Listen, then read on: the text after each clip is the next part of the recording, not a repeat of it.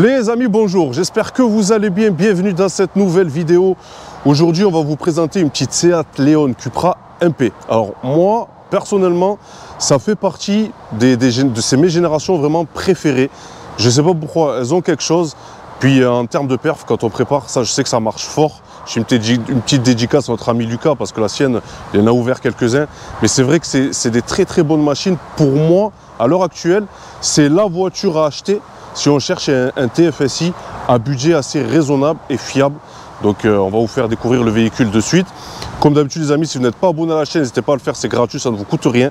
Et je voudrais simplement remercier notre ami MT Automobile, donc qui a offert les vitres teintées à ce jeune garçon.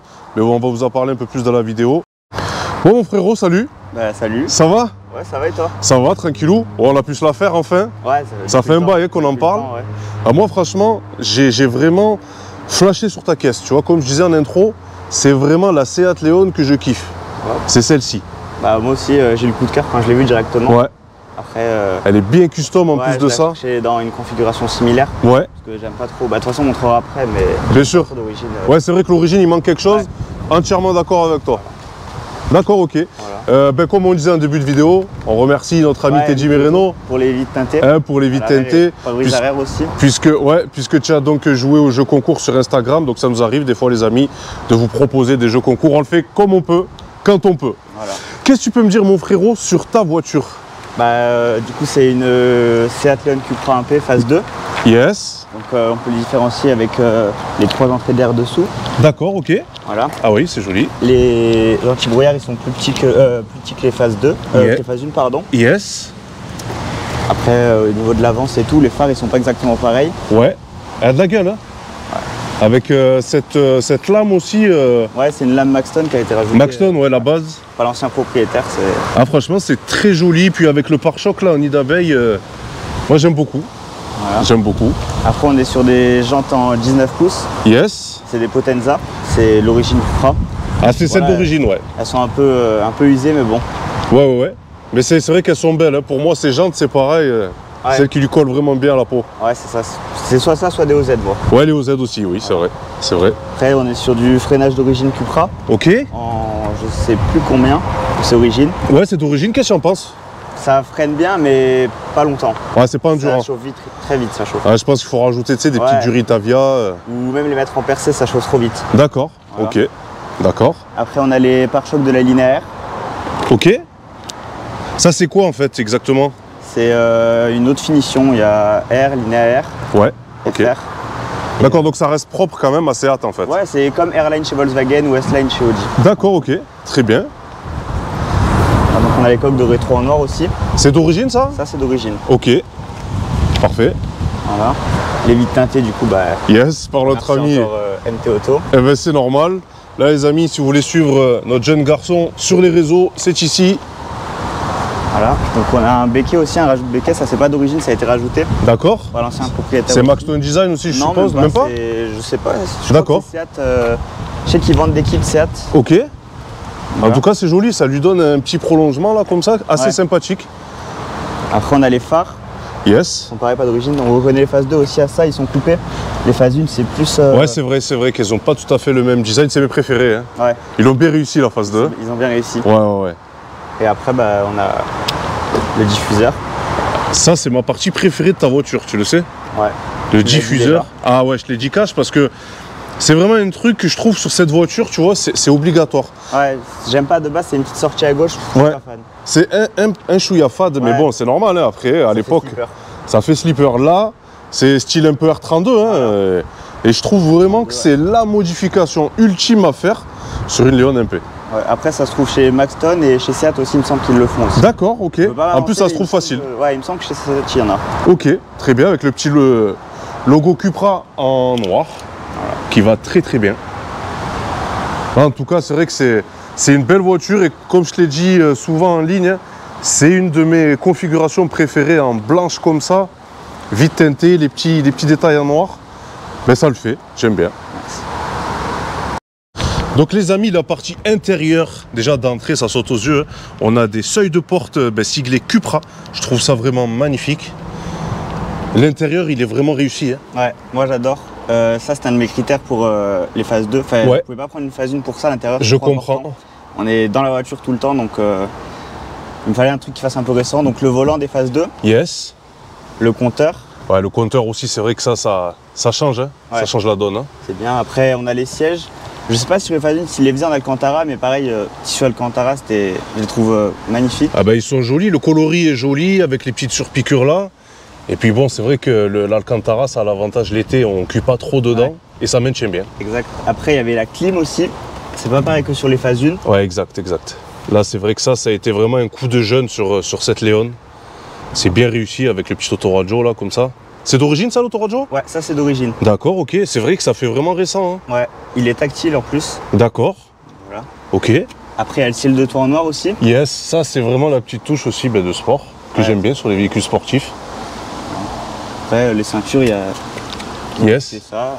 Pareil, c'est l'ancien propriétaire. Qui a rajouté. Ouais, franchement, ça fait sympathique là, avec un petit peu de touche, là, imitation carbone de partout. Ouais, bah, je trouve ça sympathique, ouais, c'est vrai, même sur le volant ici, avec le petit sigle Cupra, et les commandes au volant, c'est très joli. Aussi. Là, il y a les vitesses. Et ouais, ça, tu vois, j'avais jamais fait attention sur le fait que on ait les vitesses ici sur le pommeau, c'est vraiment joli, il est bien travaillé. Les porte-gobelets, enfin le porte-gobelet, ça sert. Il y en a 3. D'accord. C'est une poubelle qui a été rajoutée. D'accord, ok, ouais, ça c'est cool. Voilà. Et quand on pense que dans certaines BMW, c'est une option. Ouais. Hein. En tout cas, c'est vrai que c'est la phase 2 a vraiment mis une tarte, je trouve, à l'intérieur du phase 1, mais c'est normal, hein, c'est normal. Et c'est vrai qu'on revient encore sur le compteur une fois, avec la petite partie digitale sur la gauche de l'époque. Pareil, il y a l'ancien propriétaire, il avait acheté un manot de pression turbo. Ah oui, d'accord. Donc, il est bien accolé ici, là. Voilà, donc au moins on voit quand ça s'ouvre correctement. C'est clair. C'est clair. S'il y a un problème, on le voit direct. C'est clair. Bon, en tout cas, très joli. Je vous refais un petit tour, les amis. J'aime vraiment cette auto. Je l'affectionne particulièrement parce que mon ami Lucas me l'a fait découvrir. Et c'est vrai que quand on pose, quand on monte dedans, on se rend compte qu'on est quand même dans une vraie voiture de sport. Et Seat a le goût aussi de... Alors c'est vrai que c'est toujours un peu plus... Une Seat, c'est toujours léger. C'est léger pour moi parce qu'il n'y a pas tous les équipements, il n'y a pas de toit ouvrant forcément, etc. Des options qui manquent. Mais au final, quand on achète une Seat, c'est pas pour ça. Et c'est ce que j'aime sur cette marque. C'est vraiment que ça distille bien les sensations du véhicule. Donc les amis, le cœur de la bête qui pour moi est vraiment au jour d'aujourd'hui un moteur très fiable. Ouais, il y a quelques maladies quand même à surveiller. Ouais. Donc le cam follower, bon ça c'est de l'ITFSI, c'est connu. C'est clair. Valve PCV. Ouais, ça c'est vrai. Ça fait bugger au niveau du ralenti. C'est chiant, Ouais. Ça arrive. Ça arrive, ouais, c'est vrai que ça arrive, ouais. Et le cache culbuteur. Cache culbuteur qui fuit, ouais. Ça, je sais que notre ami Chris aussi, notamment, qui en a acheté une, a eu un petit peu tous ces pépins, mais c'est rien de grave au final. Ça coûte pas. Ça coûte pas. Ça coûte quoi, 20 balles. Ouais. Une PCV 30. Ouais. Et à monter, c'est facilement accessible, quoi. Ouais, c'est clair. La valve elle est là, le cam il est dedans. Non, c'est clair, c'est vrai que c'est très facile. Il faut savoir aussi que ce moteur donc, a une courroie de Justry, mais a une chaîne, et oui, également, hein, pour les poulies de déphaseur. Et ça, c'est pareil, ça, c'est un truc en plus de ça qu'on peut loguer. En fait, avec l'électronique, on peut savoir si c'est en bon état ou pas. Donc, c'est quand même un point important à faire. Ça commence à claquer en général et ça casse pas net quand ça commence un petit peu à bugger. Mais c'est vrai que ça, c'est à surveiller. Sinon, c'était un moteur fiable et qu'on peut préparer. Ouais, juste qu'il boit de l'huile, il faut surveiller. Il faut surveiller, exactement, ouais. Voilà, ouais. D'accord. Là, tu es en configuration un petit peu stock. Qu'est-ce que tu as? Moi, j'ai pas de carte, donc il y a juste une admission rameur. C'est pas la grosse, c'est la petite. Ouais. Elle prend l'air et l'entrée, elle est là, dans le pare-choc. D'accord, ok, oui. Après, on a une durite. Yes. Les bobines R8, APR. Ouais, APR, ouais. Dedans, il y a des bougies NGK Iridium. Ok. Éthanol. Je ne suis pas l'éthanol, mais si jamais un jour je veux passer, au moins. Tu peux. Je peux. Ouais. Et il y a l'inflet LED turbo aussi. On voit pas, mais il est derrière. D'accord. Ouais, ça, c'est un truc aussi qu'on entend souvent sur les TFSI. C'est bien. Donc, la puissance d'origine 265. 265 chevaux, ok. Et il est passé au banc à la sortie 268. Ok, donc elle est en bonne santé, voilà. Tout va bien. Après, il y a la barre anti-rapprochement aussi à l'avant. Ouais. Il y en a une dans le coffre également. D'accord. Oui, parce que le châssis, c'est vrai que d'origine, il faut améliorer un petit peu ça. Et là, avec les cales, les combinés et les deux barres, franchement, ça tient. Là, tu es sur combiné fileté aussi? Ouais, mais ils sont pas réglés très bas. D'accord. Parce que pour la lame. Ah ben tu fais bien. Hein. Tu fais bien. Et voilà. Ok, très bien. C'est des Bilstein. Bilstein, bah, voilà. Très bonne marque. Très bonne marque. Bah écoute, hein, on va faire un petit tour. Allez. Allez. Donc les amis, nous voici à bord de cette magnifique Seat Leon Cupra. Elle fait un peu de bruit. Ouais. Hein? Il y a le kata d'origine et après full tube. D'accord, ok. Ah, il y a quand même le kata d'origine? Ouais. Donc des katas, ça doit être un peu... Ouais, je pense que c'est trop. Un peu bruyant, ouais. Je pense que pour stage 2, il vaut mieux mettre un intermédiaire et des katas que... Ouais. Ouais, je pense aussi, ouais. Bah, si on doit parler de toi un petit peu en matière d'automobile. Bah moi, alors ça peut être trop fan dans les commentaires ce que je veux dire, mais moi mon rêve c'est RS3. RS3, ouais, ok. Le 5 cylindres c'est... Bah, c'est un bruit qui est noble, hein. C'est voilà. Pas n'importe quel moteur. J'aime bien Golf 7R, après je suis un peu multimarque. Hein. D'accord. J'aime les 140i, j'aime les M3. C'est de la caisse, les M3 F80. Ouais, c'est vrai. Elles sont bien bombées. Ouais. Elles sont bien la G80. Mais alors je préfère l'arrière de la G80 et l'avant de la F80. Ouais, c'est vrai. C'est très agressif. C'est joli l'avant de la G80, mais j'aime pas trop. C'est le futur un peu. C'est ça. Faudra du temps pour s'y habituer. Et peut-être que nous on s'y habituera jamais d'ailleurs. Ouais. Et donc ouais, donc tu es multimarque, ok. Ouais, Et pourquoi tu as choisi cette voiture? Bah, je trouve que le niveau rapport qualité-prix, c'est, je dirais pas le top parce que tout le monde sera pas d'accord avec ça. Ouais, mais quand même. À mon goût, ouais. Moi j'aime beaucoup le groupe VAG et du moins du groupe VAG, c'était le mieux niveau qualité-prix. Ouais. Mais moi franchement, je partage un petit peu ton avis et je te cache pas, tu sais que c'est souvent un petit peu le débat avec mes 2-3 potes, donc Lucas et Chris qui roulent eux aussi en Seat Leon Cupra comme ça. Nous on est plutôt BMX dans la famille et tu sais c'est souvent pas un clash mais un débat. Et c'est vrai que pour moi au jour d'aujourd'hui, eh ben, ça reste en matière de sportivité un budget en dessous de 14-15 000. Une des meilleures caisses à avoir, tu vois. Nous souvent on dit qu'un 35D c'est mieux. 35D pour moi ça reste un des meilleurs 6 cylindres, mais ça reste un diesel. Ouais, tu vois, il n'y a pas ce petit truc là que le moteur essence il va te donner, surtout sur cette voiture là, et les sensations. Ouais. Après attention, j'aime bien BM, hein, j'en avais une avant, j'avais un 330D, M57. M57, meilleur moteur.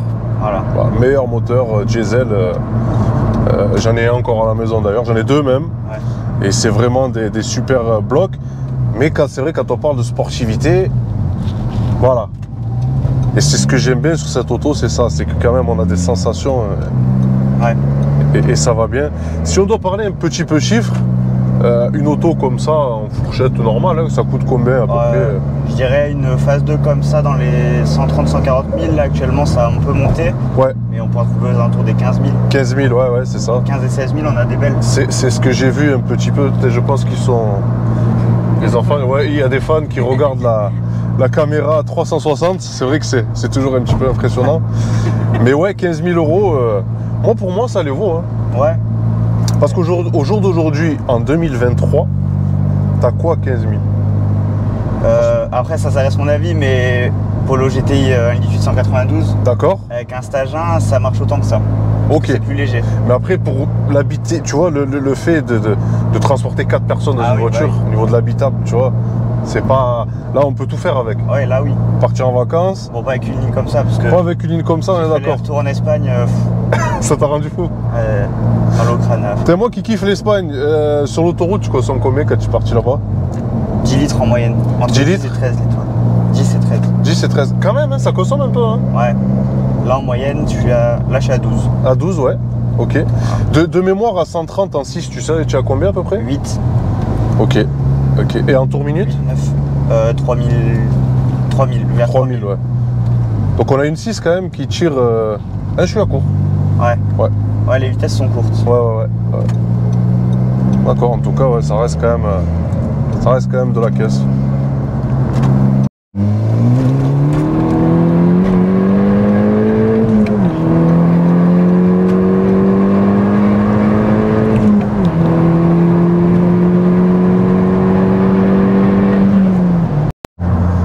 Franchement, les amis, ça pousse, hein?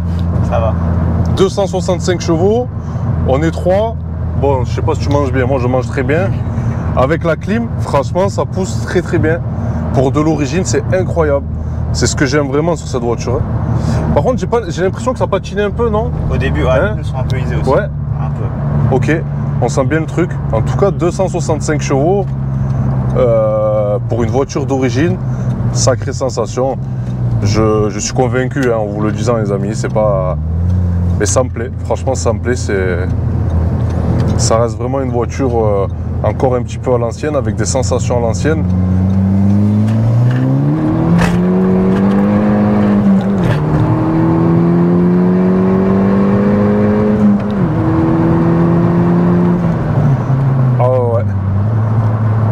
Franchement beau. Si on doit comparer, tu sais, par rapport aux performances, par exemple, d'une Volkswagen, ouais. C'est laquelle qui se rapproche le plus? Une Golf 6 GTI? Non, Golf 6 GTI, c'est loin derrière. C'est loin derrière, l'origine, c'est loin derrière. Ouais. J'ai tiré avec... franchement, c'est sans être arrogant ou quoi, mais je pense Golf 7R, c'est kiff-kiff, les phases 1. Les phases 1, ouais. Ouais, par rapport au poids aussi. C'est vrai qu'une 7R... C'est ça le problème. C'est que moi, j'ai tiré contre une 7 GTI en stage 1, il fait 306 chevaux de mémoire. Ouais. Et il met une voiture. D'accord. On fait le même poids quasiment. Ouais, vous faites le même poids, ouais. Après, peut-être que lui, il est en DSG, ouais, tu vois, en plus de ça. Donc forcément, c'est un peu plus efficace quand on se tape une petite pour. Donc, c'est sorti en quelle année, ça? 2000... 2000... Les phases 1, je sais pas. Les phases 2, je crois que c'est à partir de 2009. Ouais. 2010, je sais plus. Ok. Donc 2010, c'est toujours dans l'air du temps. Ouais. Bon bah, un copain. Bah écoute. Ah, là on a un mazouteux là, tu vois.